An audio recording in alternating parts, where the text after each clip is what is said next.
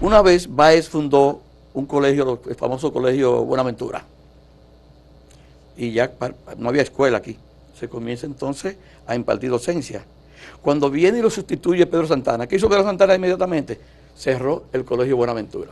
Realmente, aunque te fuiste un poquito lejos para la época haitiana, está en discusión sobre si los haitianos aportaron o no a la educación dominicana. Hay un lugar en la zona colonial que debe ser tomado como un símbolo de donde se hizo la primera manifestación socialista de este país.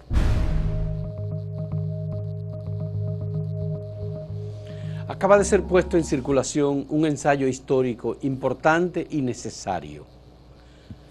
Es un ensayo que se llama Política y Cultura en la Sociedad Dominicana 1844-1930, del historiador Alejandro Paulino Ramos.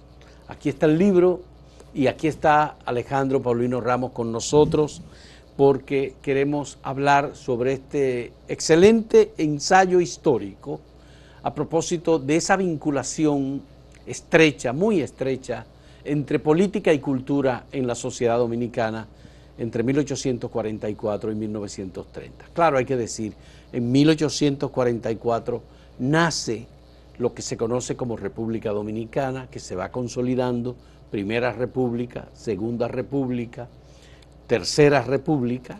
Y alguien inventó la Cuarta República, la de Balaguer. Bueno, eso es un... Tavera cubana. Pero lo importante es que Alejandro termina este libro sin dejar de incluir algunos aspectos de la dictadura trujillista, en el inicio de la dictadura de Trujillo.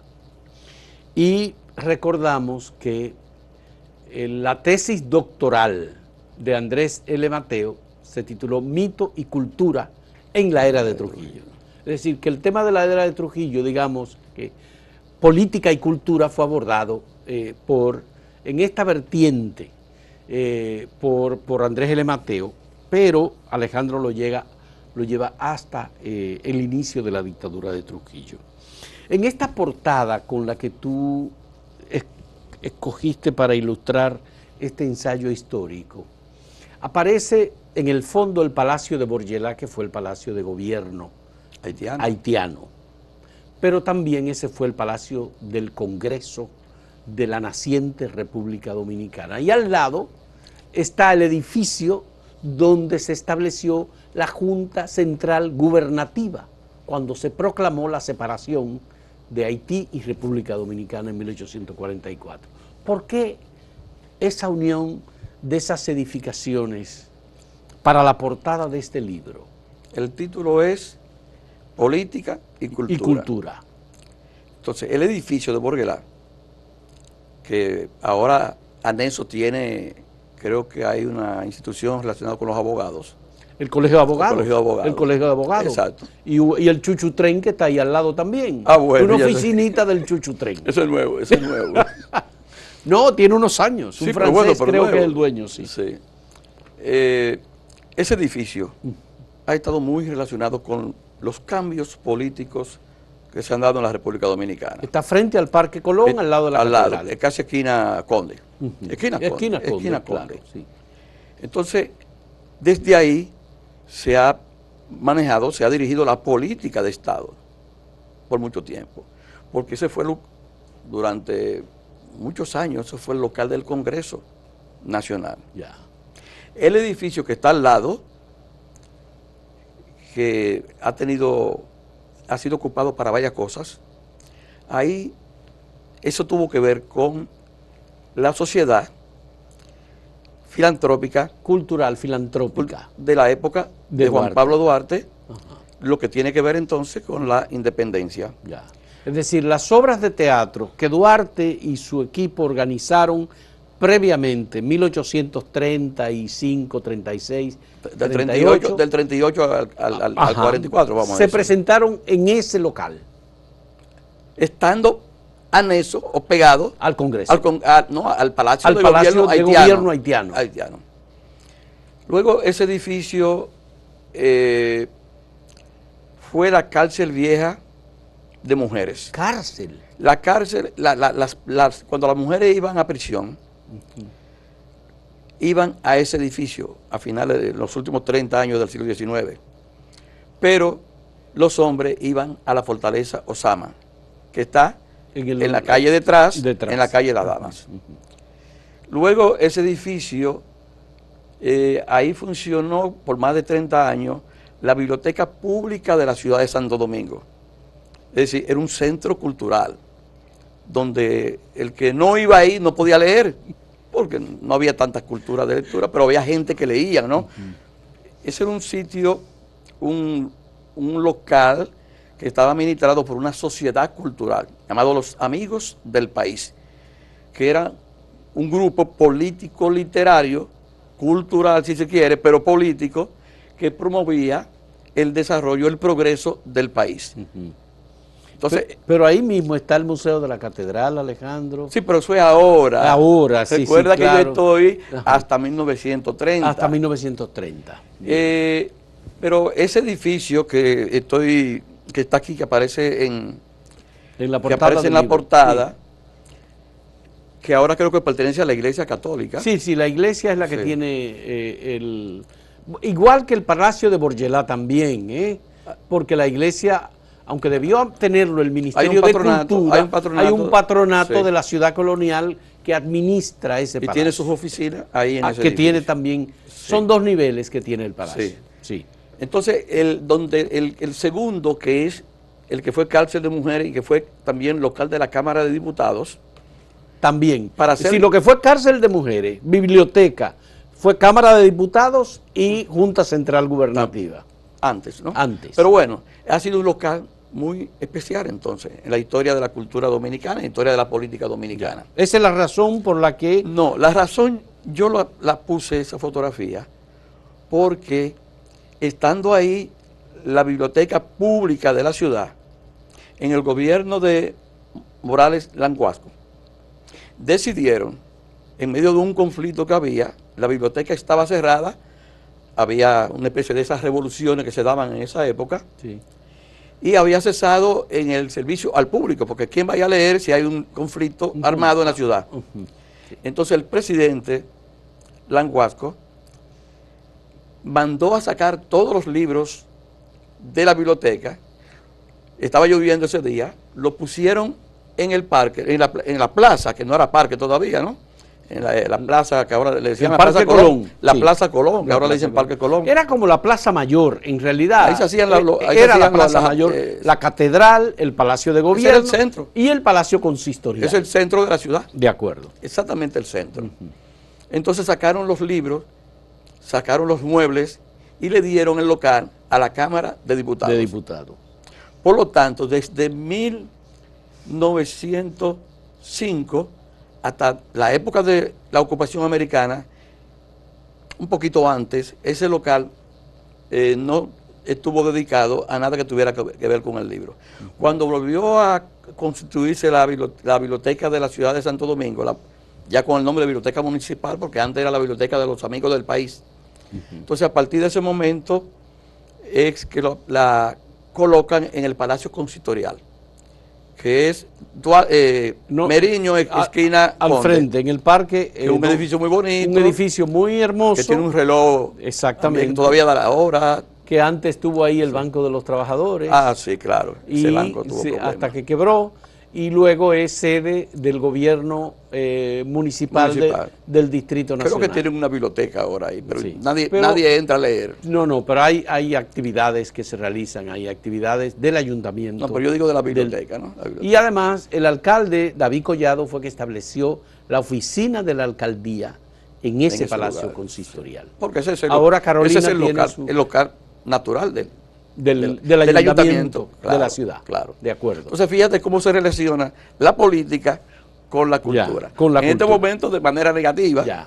Pero hay otros momentos en que la política influye para que sea de manera obviamente positiva. Lo que tú haces en este ensayo histórico es vincular la actividad política y la cultura de un modo en el que tú divides los liberales y los conservadores. Por ejemplo, el Partido Liberal.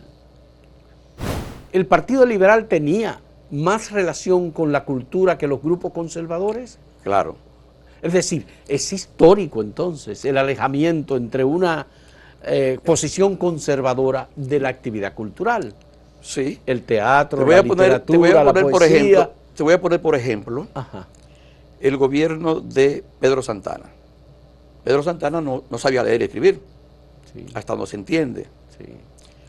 Cuando en las primeras repúblicas, que son 17 años, de 1844 a 1861, casi siempre los presidentes eran o Pedro Santana o Buenaventura Báez. Pedro Santana nunca estudió, estaba más vinculado a la ganadería, del ceibo, sabía muy bien montar caballo. Báez estudió en Francia, conoció ideas liberales, siendo él conservador posiblemente, conoció ideas liberales. Sí, sí, claro. Una vez Báez fundó un colegio, el famoso colegio Buenaventura, y ya no había escuela aquí. Se comienza entonces a impartir docencia. Cuando viene y lo sustituye Pedro Santana, ¿qué hizo Pedro Santana inmediatamente? Cerró el colegio Buenaventura. Es decir, una actitud contraria al conocimiento, Bueno, a la lectura. No había, hay que decir, por lo que he leído sobre el tema de educación en República Dominicana, cuando nació la República en 1844 no había educación. No había. No había educación pública. Recuerda que veníamos... Los primeros, creo que el primer colegio se estableció en 1844, un 24 de diciembre, en una casa, en una habitación de una casa privada de una persona. El nombre no lo tengo aquí, pero está en uno de los libros que he revisado sobre ese fenómeno. Yo creo que, y yo la creo educación se daba en casas de familias que tenían espacio para impartir docencia y vocación por eso, y finalmente fueron los ayuntamientos los que pagaron el servicio de la educación a las personas que recibían educación, sí, que eran pocos. Eran escuelas hogareñas, decían. Exactamente. Que los niños llevaban sus sillitas a la escuela. Las llevaban, ¿no? Sí. Realmente, aunque te fuiste un poquito lejos para la época haitiana, está en discusión sobre si los haitianos aportaron o no a la educación dominicana. Ya. De hecho, no sé por qué no lo dicen, quizás por el problema, el sesgo que hay con el problema haitiano, no lo plantean los historiadores. Pero de hecho, desde Haití se trajeron muy calificados profesores para enseñar en la parte dominicana. Sí, claro que con un tenían fin de una estrategia. El propósito de establecer el francés bien, pero trajeron, como idioma. Pero trajeron profesores. Ya. Pero escuela no había. Ya. Las escuelas surgen después de 1844, así en la forma que tú lo planteas, ¿no? Y lo que más funcionaba para la época de Duarte, después del 44, es el colegio, el seminario conciliar, el seminario de la iglesia, ¿no? De la iglesia, por supuesto. Que tenía categoría para emitir títulos universitarios. ¿Por qué? Porque no existía la Universidad de Santo Domingo. ¿Y por qué no existía la universidad? Porque fue cerrada en 1822 cuando la ocupación haitiana. Entonces, cuando se proclama la independencia, no hay escuela. Comienzan a aparecer las escuelas. Hay una actividad cultural de jóvenes que han vivido fuera del país, que están regresando. Recuerda que durante la ocupación haitiana muchas familias se fueron del país. Cuando comenzó la independencia, algunas familias llegaron. Y hay jóvenes que trajeron padres que vinieron con sus hijos, que ya habían estado en las escuelas. Entonces muy jóvenes formaron sociedades culturales, como una que se llamaba Amantes de las Letras. Los Amantes de la Letra, fíjate el nombre. Y publicaban un periodiquito llamado El Dominicano, uno de los primeros periódicos de la República Dominicana, y ese periodiquito tiene un lema que dice: aquí no se lee porque no se escribe, pero no se escribe porque no se lee. Entonces ellos constituyeron las primeras pequeñas bibliotecas, casi públicas, porque permitían que los muchachos fueran a leer, pero era de una sociedad, pero eso quiere de un grupo social. Eso quiere decir que los gobiernos conservadores que tuvimos no se ocuparon nunca de la cultura y de la educación. En ese periodo, no. Fíjate que cuando pasa la restauración. En la restauración se dedicaron 300 pesos aproximadamente a la educación, de los 300 pesos de la época, ¿no? Ya. Sí. No se abrió una escuela. Se dijo que se iba a abrir la universidad, no se abrió la universidad. No hubo entonces un avance, vamos a llamar, en relación al libro. Ya. Pero después, inmediatamente pasó la restauración, en 1866, ya Pedro Francisco Bonó, que lo tenemos como el primer sociólogo. El primer estudioso de la sociedad dominicana.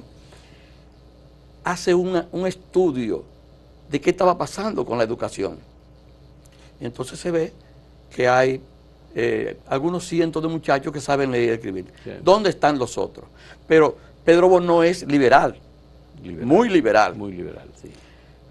Pasa un periodo durante la Segunda República, que llegamos a finales de los años 70, y entonces llega al país por un problema político en Puerto Rico, también en Cuba lo que estaba pasando, Eugenio María de pero en Puerto Rico llega Eugenio María de Hostos. Ya. Entonces es Eugenio María de Hostos el que motiva y dirige el proceso que tiene que ver con el nacimiento, con la formación de la educación, del sistema educativo dominicano. Pero no había quien enseñara. Y entonces él plantea que lo que hay que hacer es entonces un ejército, crear los profesores, enseñarle a leer y escribir, etcétera, para que ellos entonces pasaran a formar los muchachos, a los estudiantes. Y de ahí se nace la escuela normal hostosiana. Y es ese mismo Hostos el que promueve un año después que esa universidad que cerró en 1822, que ya no existe, entonces es Hostos el que promueve la apertura de la universidad con un nombre que era el Instituto Profesional, porque de eso de Universidad de Santo Domingo, perdón, nace o se le pone otra vez en 1914 con el presidente Ramón Báez. Ya. Pero fíjate que es un proceso.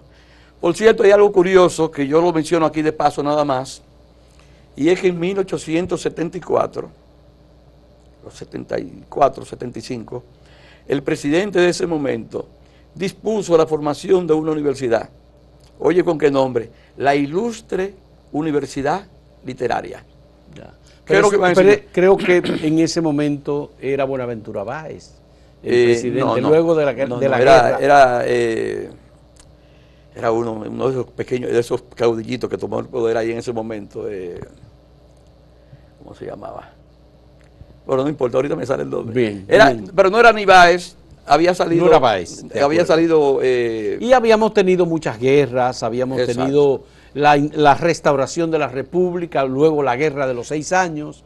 Entonces Estados Unidos estaba interesado en colonizar y comenzaba más, bueno, comenzó antes con Báez. Sí, con Báez, pero había intentos, obviamente, y se hizo un estudio incluso para ver si había posibilidad, que está publicado, que está publicado también, de utilizar las tierras de esta media isla como parte de un proceso de implantación de negros en la sociedad norteamericana, trasladarlo, esclavos y productores. Que tiene que ver con el periodo anterior a la independencia. A la independencia. Relacionado con lo que pasó en Samaná, con la llegada de libertos norteamericanos que se asentaron en la zona de Samaná. Se asentaron en la zona de Samaná. Y marcaron la cultura de esa región. De alguna manera. Entonces, lo que quiero decir es, Pero lo que quería decir era la política. La política liberal. Que es lo que a ti te parece que te interesa en este caso.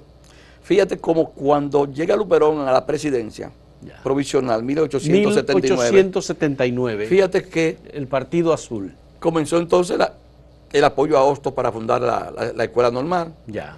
Pero el Partido Azul es el Partido Nacional, el Partido Liberal. Entonces son ellos los que encabezan todo ese plan de progreso que va a cubrir los últimos 20 años del siglo XIX. Pero déjame decirte que ese es un periodo de florecimiento, ese es un periodo importante. Duarte fallece 1876.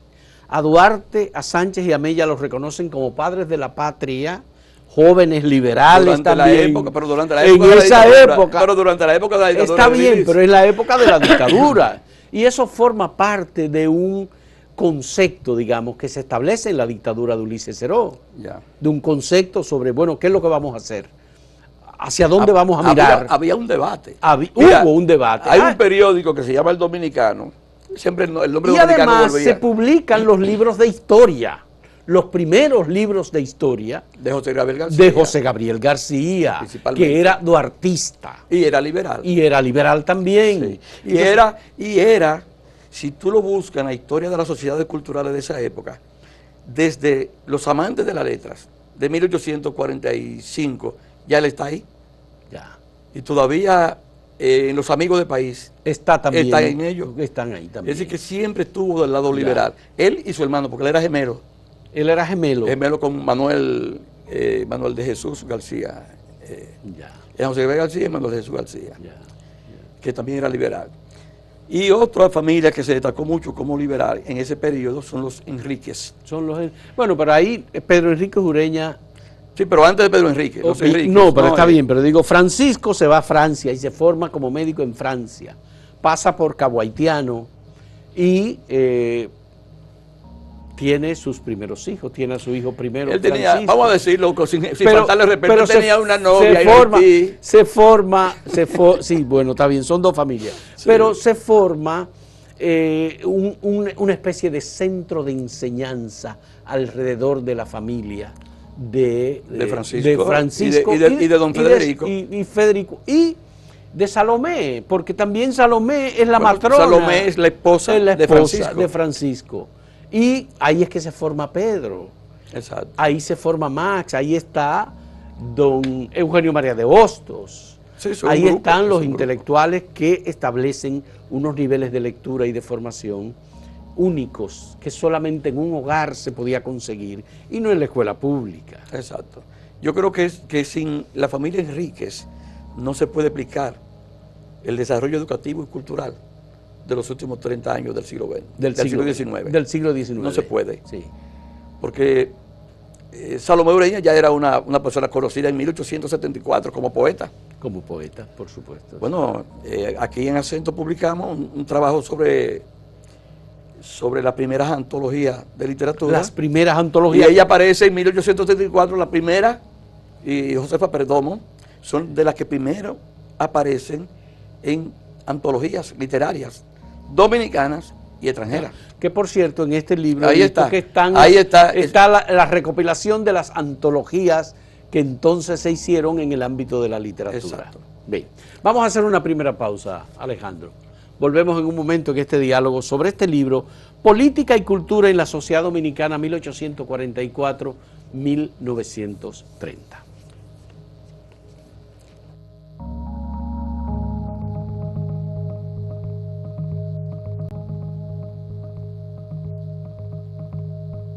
Alejandro Paulino Ramos, estoy seguro que has tomado en cuenta el contexto internacional para analizar el tema de la cultura y la política y los debates en República Dominicana. En 1848 se publicó el Manifiesto Comunista, Carlos Marx y Federico Engels, y creo que lanzaron la primera internacional, una asociación con mira de transformar el mundo al socialismo, acabando con el capitalismo. Pero nosotros aquí estábamos peleando contra el imperio, contra España. Contra España. Hicimos la restauración de la República, la encabezó Gregorio Luperón. Y Gregorio Luperón llegó al gobierno 9 años después, en 1879, asumió por el Partido Liberal el gobierno. Le llamábamos el Partido Azul. El Partido Azul. O Partido Nacional. Que fue el partido que hizo las grandes transformaciones, porque estableció el apoyo a los medios de comunicación. Primero, Sí. la prensa.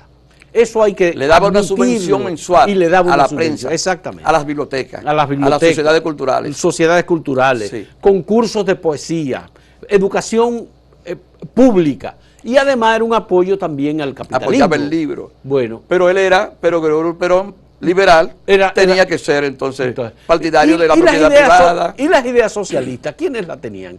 ¿Les llegó aquí? Bueno, las referencias que se tienen de cuando se habla de comunismo y socialismo nos llevan a Rodríguez Sojío. Rodríguez Ojío. Que estuvo en Estados Unidos antes, exiliado, que estuvo en Europa, que era muy amigo de Luperón, que le sirvió de secretario a Luperón. Pero lo que se ha hablado aquí siempre, y se ha dicho siempre, es que las ideas del socialismo llegaron aquí con los exiliados españoles de la República, luego de la Guerra Civil de España en el siglo XX ya. Pero después que se hace la investigación, como lo han hecho Juan Isidro Jiménez y Grullón, en su libro Sociología Política, como lo hizo Roberto Casá en su libro Modos de producción. No, el de Lucha Obrera y, ¿cómo que se llama? Que es de socialismo. Movimiento Obrero y Lucha Socialista, de Roberto Casá. Sí. Ese es el mejor estudio que se ha hecho sobre las ideas socialistas en República Dominicana. Ya. Entonces ellos dos tienen referencias documentadas de cómo llegaron las ideas socialistas en República Dominicana. 40 años ya se hablaba de socialismo en este país, antes de que vinieran los exiliados españoles. Pero Gregorio Luperón conoció el socialismo y sabía lo que había. Lo conoció porque él vivió mucho tiempo en Francia. Era amigo de Víctor Hugo. Amigo de Víctor Hugo. Se codeaba con la intelectualidad de esa época. Por Dios, sí, por supuesto. Pero Rodríguez Ojío, en su libro sobre la biografía de Gregorio Luperón, ya habla y menciona el comunismo. Recuerda que el comunismo ya está de moda en el 48. Pero no se lo asigna a Gregorio Luperón de ninguna manera. Entonces Luperón luego escribe, antes de morir, escribe sus notas autobiográficas. Su autobiografía. Sí. Y entonces ahí... Que no se le atribuyen a él. Bueno, era que Luperón tenía secretarios. Tenía un secretario. Betances, Rodríguez Ojío, Hostos. Pero tú puedes Hostos también le escribió a Luperón. Sí, claro, claro que sí. Entonces, en esas notas autobiográficas, Luperón habla varias veces del comunismo y del socialismo. Pero lo hace en medio de un debate. Luperón tenía sus papeles, ¿no? Sí. Lo hace en medio de un debate con un sector juvenil de la época que era más radical que los liberales de Luperón. Del Partido Azul. Entonces ellos promovían entonces un famoso partido, el Partido de los Buenos. Oye, el Partido de los Buenos. Así se llamó. Porque los rojos y los azules eran igual.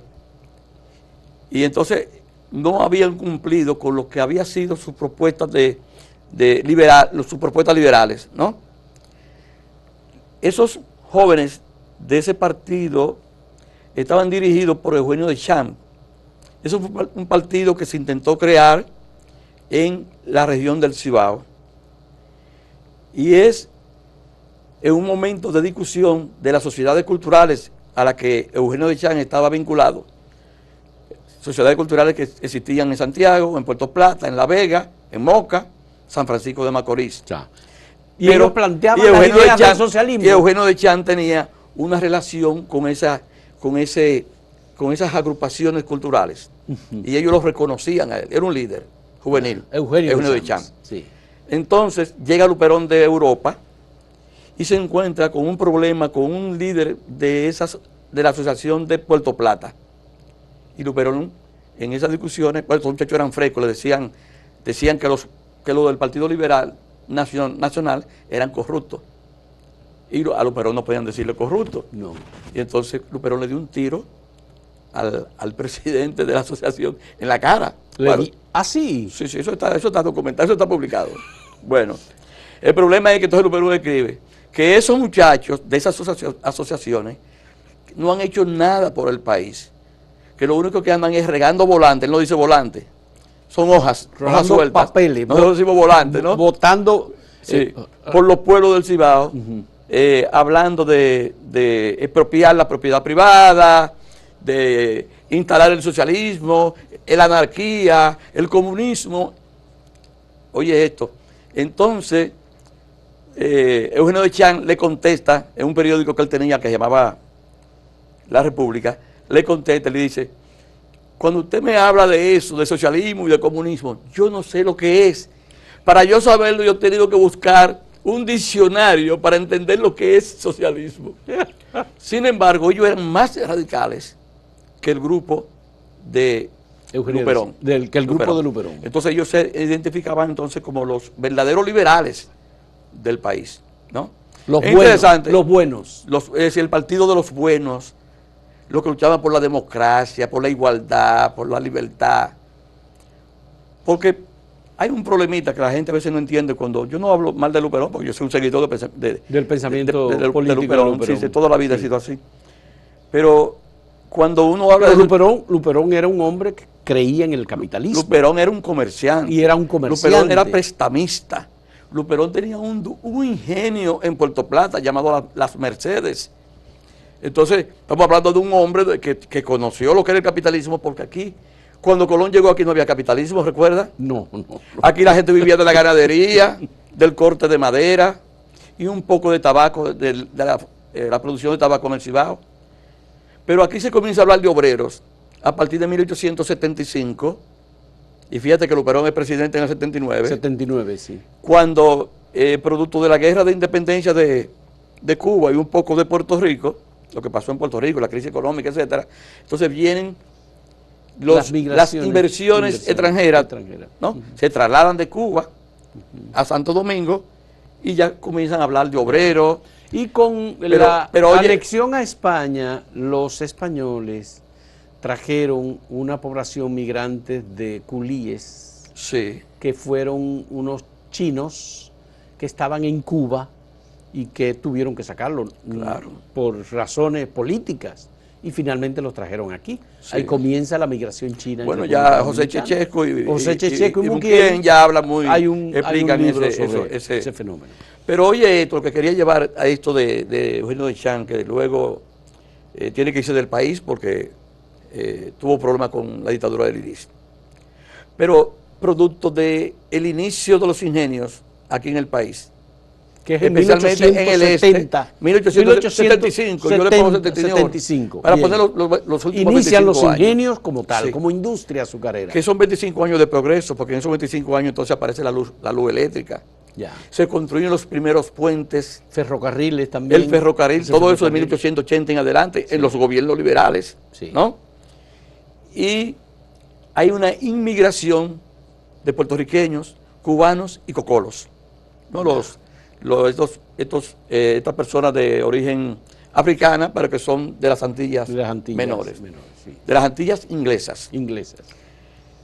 Entonces, y esto es para los izquierdistas, hay un lugar, sí, porque aquí hay izquierdistas, hay socialistas, ¿no? Sí.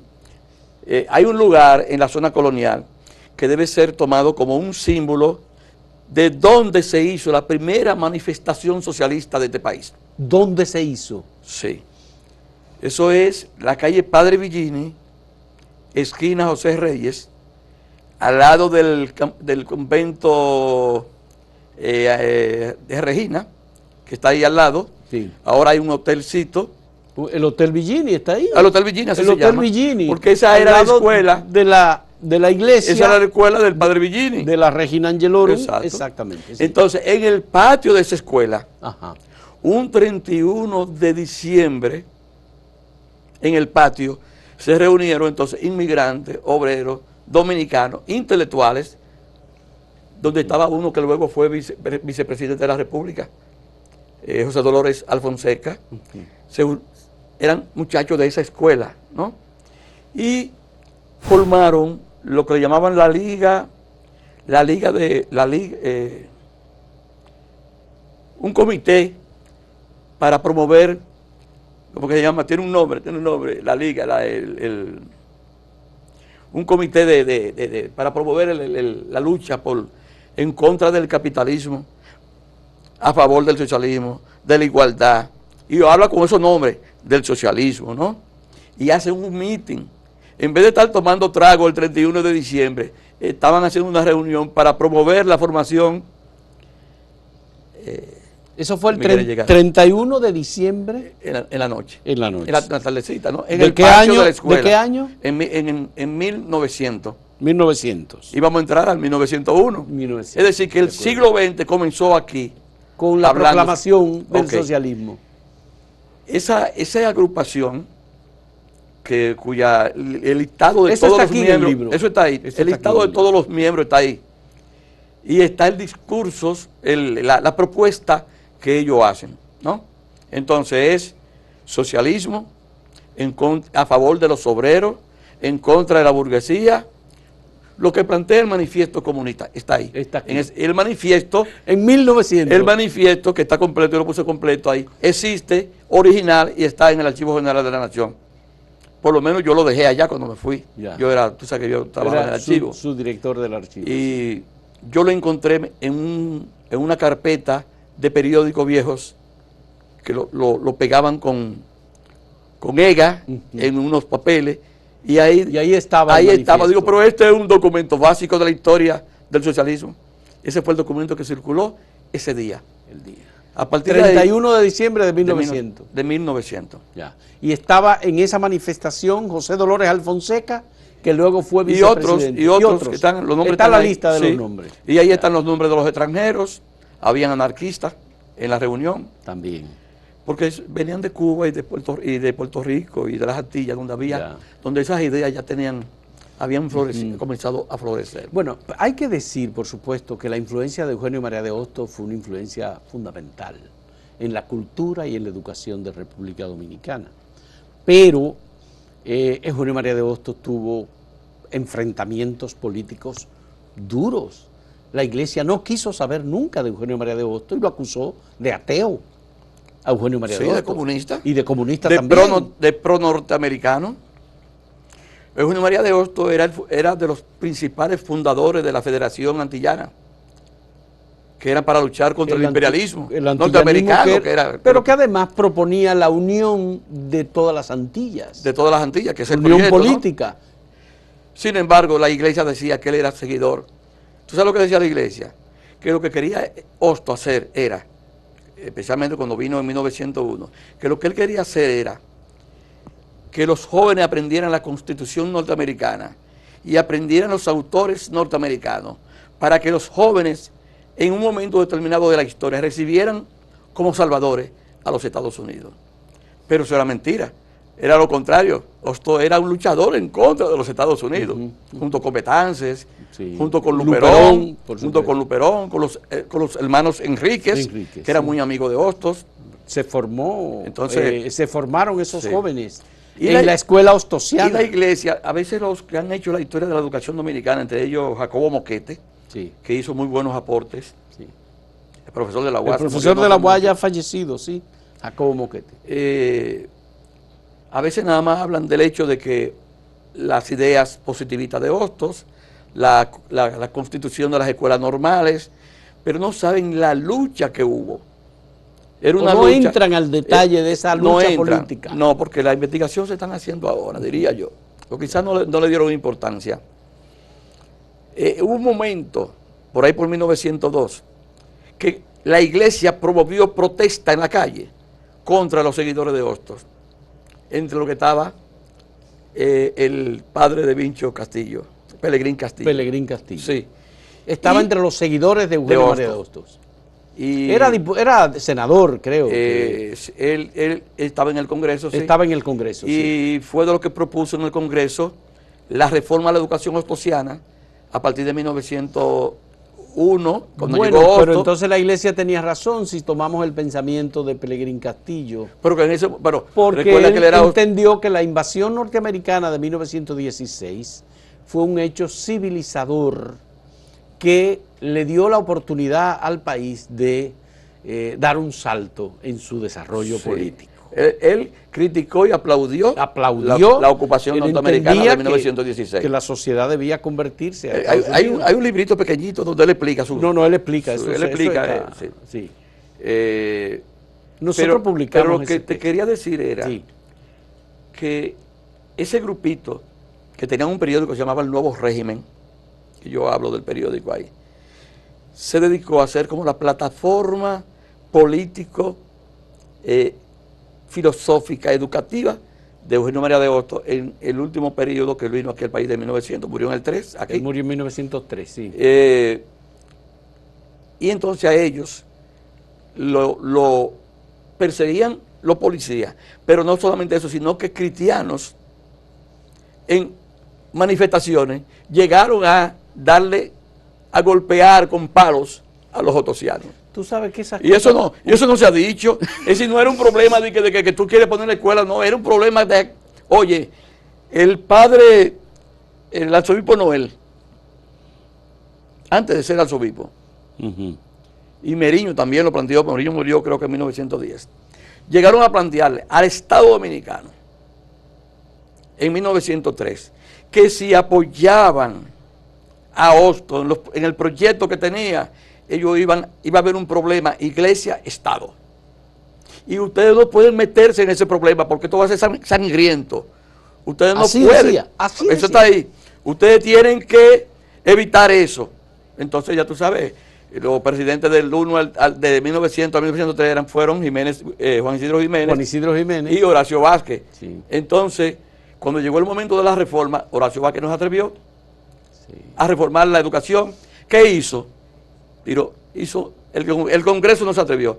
Entonces Horacio Vázquez emitió un decreto. Pero Horacio Vázquez... Un decreto, y con ese decreto mandó entonces a que la educación tenía que ser como en 1884, cuando el primer proyecto de Hostos y algunas reformas, es decir, no se atrevió. Pero eso siguió siendo un elemento de conflicto. Todo el tiempo, hasta la época de Trujillo. En la sociedad dominicana. Y luego, en 1950, 51, se hizo una encuesta para decidir sobre la educación hostosiana. Pero antes, ¿no? Y posteriormente llevar los restos de Eugenio María de Hostos al Panteón Nacional sí. Fue también un conflicto con la iglesia, porque la iglesia también heredó. Bueno, finalmente la iglesia ocupó el primer local de la Escuela Normal Hostosiana. ¿Dónde estaba la Escuela Hostosiana? En la Padre Villini. En la Padre Villini. Frente al Parque Duarte. Frente al convento de los dominicos. Al lado del convento de los dominicos. Al lado del convento. Eso se llama el convento de la Tercera Orden de los Dominicos.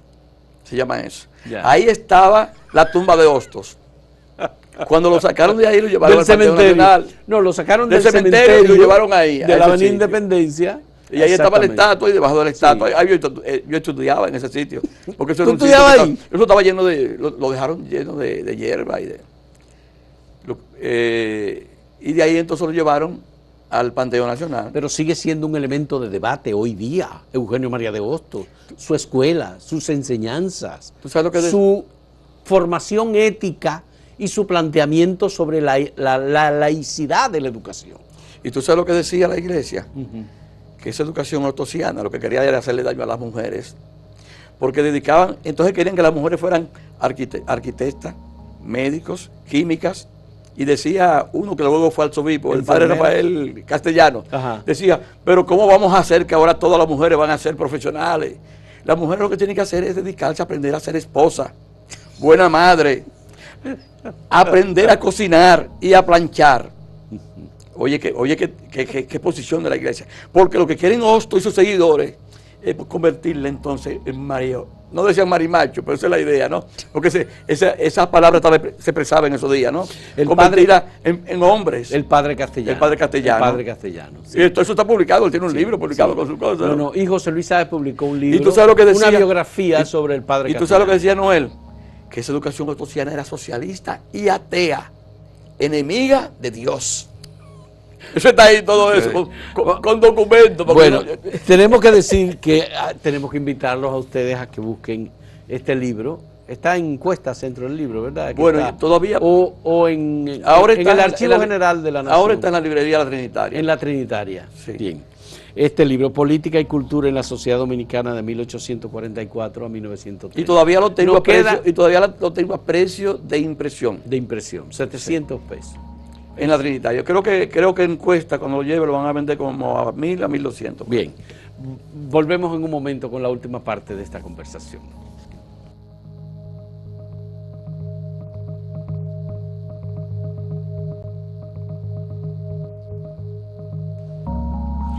Alejandro, se puede decir que esas luchas, esos debates en el ámbito político y cultural del siglo XIX se transfirieron al siglo XX, confluyeron con la intervención militar de los Estados Unidos y finalmente cayeron en la dictadura de Trujillo. Así es.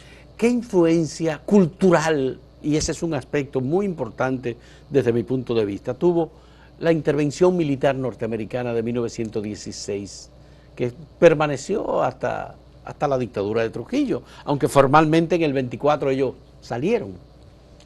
Bueno, cuando se estudia la ocupación norteamericana de 1916, casi siempre se hace desde el punto de vista económico. Se dieron importantes transformaciones en la economía, en la infraestructura vial. Comenzaron a construirse grandes edificios. No, ellos construyeron la autopista Duarte desde Montecristi comenzaron a construirse hasta Santo Domingo. Claro, es que se comenzaron a construir durante el gobierno de Ramón Cáceres. Cuando cuando se firmó la convención de 1907, que se tomó un préstamo de 20 millones de dólares, con ese dinero para pagar la deuda del Estado con algunos países, entre ellos Estados Unidos, y se tomó una parte de ese dinero para comenzar la construcción de las tres grandes vías de comunicación del país, la Duarte, la Sánchez y la Mella. ¿No? Una cosa rara. Es decir, el norte, el sur y el este. Con una característica rarísima. Porque, por ejemplo, cuando uno analiza, uno ve las rutas de, por ejemplo, la carretera que va al este, que es la Mella, uno va a ver cómo la carretera no se hizo en base al interés de ir a un sitio, a una provincia, a una ciudad, sino que la construcción fue para buscar la forma de que pasaran cerca de los ingenios. Es decir, recuerda que el este era el centro de la operación azucarera, desde 1875 hasta después de Trujillo. Es más, San Pedro de Macorís era más importante que Santo Domingo. La deforestación en el este fue bestial, brutal. Para poder producir, sembrar caña, deforestaron el este. Todavía es así, uno va de aquí a Highway y uno ve que todo es verde. Todo eso que se ve verde en el camino es caña, ¿no? No hay árboles. Hay algunos oasis arbolados, ¿no? Entonces, si uno comienza a analizar la construcción de la carretera Mella, uno ve que la carretera parte del Parque Independencia, pasa por donde está ahora el puente flotante. Entonces ahí está el ingenio a la derecha, el ingenio La Francia, que es donde está ahora Molinos Dominicanos. Entonces, pero si dobla a la izquierda, ahí está el ingenio Pajarito, que es lo que hoy se llama Villa Duarte. Uno entra, sigue lo que es ahora el puente, por debajo del puente Duarte, ahora hay una calle que entra y llega al Ensanche Osama. Ok, en el Ensanche Osama hay una calle que se llama la calle José Cabrera. Pues esa calle, moviéndose, era lo que era antes, es ahora José Cabrera, antes era la carretera Mella. Pero la carretera Mella va hacia San Isidro y en el camino entonces está el ingenio Mendoza, el ingenio a la derecha de la Mella está el ingenio San Luis, un poquito a la derecha está el ingenio San Isidro, y cuando llega a lo último por allá, hace un giro de 45 grados y llega Boca Chica. Y coge para Boca Chica, donde está el ingenio Boca Chica. Ahí dobla a la izquierda con un giro de 45 grados otra vez y llega a la entrada de San Pedro. Pero los ingenios están entrando con el que va para Alto Mayor. Pero eso era claro. Pero óyeme, pero es un sentido económico, claro, y de eficiencia para el transporte. Para crear las vías para sacar el azúcar. Y el azúcar, por supuesto, está clarísimo. Porque si tú no tenías un río grande que permitiera el tránsito de embarcaciones, entonces tenían que sacar azúcar al lomo de animales. Pero no importa. Pero ese es un aspecto, esa es la parte de la economía, sí, y tú lo señalaste. Pero yo digo en la parte cultural. ¿Qué pasó? Pero lo que pasa es que cada vez que hay un cambio económico o se establece un sistema económico, la cultura cambia. La cultura cambia por cambios económicos, cambios políticos, lo vemos con los liberales, cambió la educación, cambió. Aquí para ponerte un caso, para que la gente, alguien me dijo, pero tú no hablas del chicharrón ahí en ese libro. No, yo dije, no, lo del chicharrón yo lo hablo, es un libro mío que se llama Diccionario del Folclore y la Cultura Dominicana. En una educación, es una cultura, vamos a llamar más de élite si tú quieres, porque estamos hablando de periódicos, de bibliotecas, de libros, de intelectuales, de pensamiento político, pero todo esto va cambiando con la economía. el mismo hecho de que se establecieran los ingenios a partir de 1875, eso va a provocar una revolución cultural en todo. De hecho, la gente comenzó a usar el hielo a finales del siglo XIX y comenzaron a comer helados a finales del siglo XIX, ya llegando a finales del siglo XIX. Cuando los barcos de la compañía Clyde venía a buscar los pasajeros y traía entonces los helados desde Nueva York. Y traían el hielo. Por cierto, que a mí me gusta decir, aunque parece mentira, que como el hielo se hizo muy popular a principios del siglo XX, comenzaron a construirse fábricas de hielo antes, a finales del XIX, pero el hielo entonces era importante en los pueblos, en algunos pueblos. Y entonces vienen por ejemplo, los Banilejos a comprar el hielo. Lo tienen que comprar en la capital. La llevan a Baní, pero el hielo se va a derretir. ¿Qué hacen? Hacen un hoyo. ¿Lo entendiste? Hacen un hoyo y le echan por eso que le dicen siembra hielo. Le echan las pajas del carbón. ¿Cómo le llaman a eso? Eso tiene un nombre en el lenguaje dominicano.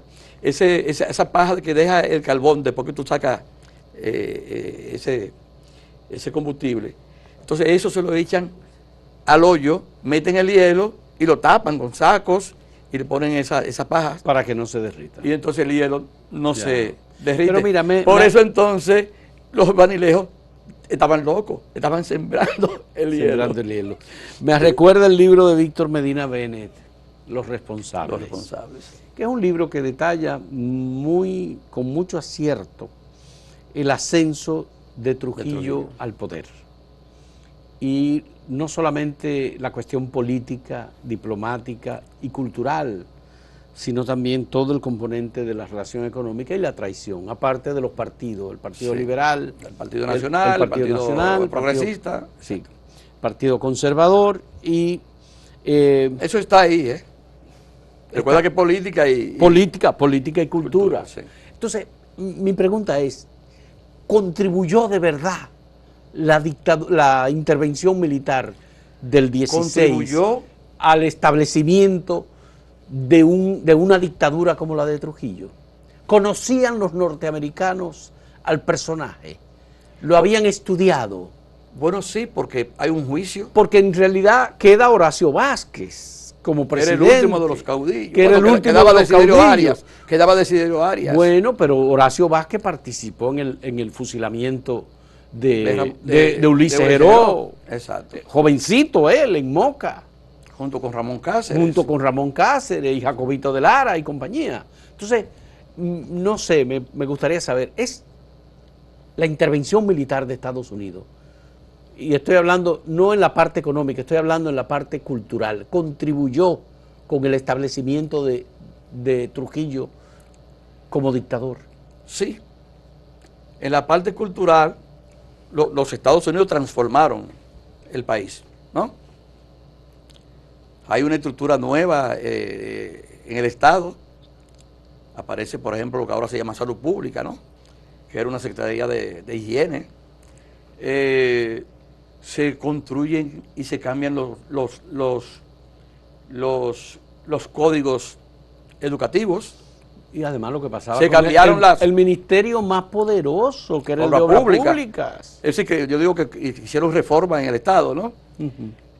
Cambiaron se cambiaron las carreras que se daban en la universidad. Construyeron puentes en el país entero, puentes de metal, que no existían en esa época todavía. Casi se terminaron de construir las carreteras, la Duarte, la Sánchez y la Mella. Entonces hubo un cambio. Entonces lo que dice Pelegrín Castillo de que fue una acción civilizatoria, ¿es cierto? No, porque la civilización no es solamente construcción. También tú tienes que aportar en otra cosa. Tú cambiaste la estructura del Estado para ponerlo a funcionar de acuerdo a tus intereses. Y entonces ahí hay una legislación de miles de leyes, entre comillas, que se llamaban órdenes ejecutivas. Órdenes ejecutivas. Mediante la cual ellos creaban unas normas establecidas para la sociedad. Pero siempre en beneficio de los dueños de ingenio y de los dueños de comercio norteamericanos. Bueno, en beneficio de Estados Unidos. Y en beneficio de Estados Unidos. Claro. Y había que seguirle pagando la deuda. Sí. Y aumentaron la deuda. La deuda, que ahora estamos hablando mucho de deuda, aumentaron la deuda, ¿no? Tomaban 10 millones prestados para entonces invertirlo en eso, pero siempre invirtiéndolo en lo que era de su interés. Y que el erario público lo pagara. Sin embargo, la gente comenzó a hablar inglés, cambiaron la costumbre, las mujeres se hicieron liberales. Los periódicos, las revistas, como la revista Cromos, la revista El Gráfico, tienen en portada mujeres desnudas. ¿Cuándo se había visto?